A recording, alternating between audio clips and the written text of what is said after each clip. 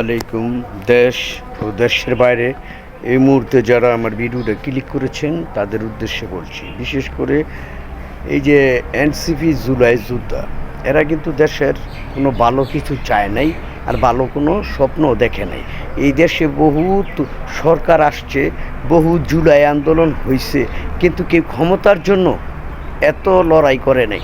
এরা এখন বর্তমান এই জুলাই যুদ্ধে এনসিপি রাজাকারের নাতিপুতি যারা এই বলতেছেন, আপনারা মনে করেন হ্যাঁ এই দেশে ক্ষমতা আপনার হাতে নিয়ে যাবেন, এটা হবে না।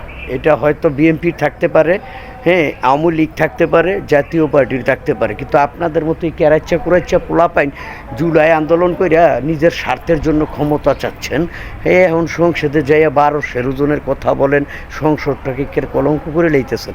এখন আপনাকেও বাংলাদেশের জনগণ চায় না, জিনিসটা আপনাদের মাথায় থাকতে হবে। হ্যাঁ, কেউ আপনাদেরকে চায় না। বাংলার জনগণ চায় শান্তি, প্রগতি।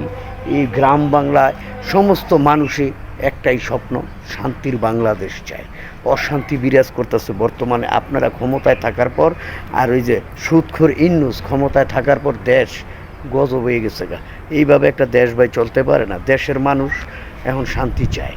তো এই সংসদে আপনাদের মতো লোক না গেলে আমি মনে হয় খুশি, বাংলাদেশের জনগণও খুশি।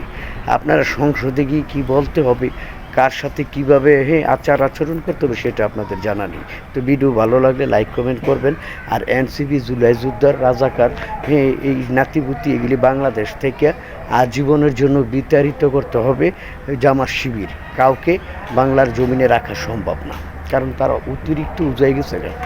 মানুষ জুলাই করে আবার ঘরে ফিরা যায়।